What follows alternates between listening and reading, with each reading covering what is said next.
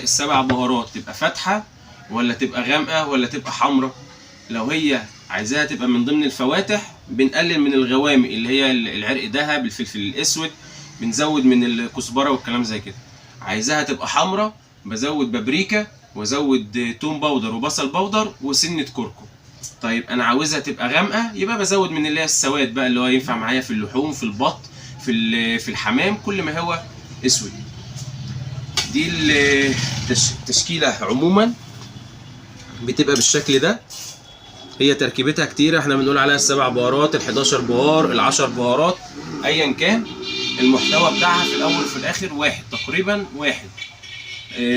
بس التست بتاعها عالي جدا، بتنفع في كل حاجه، ما بتأثرش في يعني لو انا مش عندي بهار فراخ بتدوس، عندي بهار لحمه بتدوس، شويه ملوخيه وباميه شغاله، ما بتأثرش معايا في اي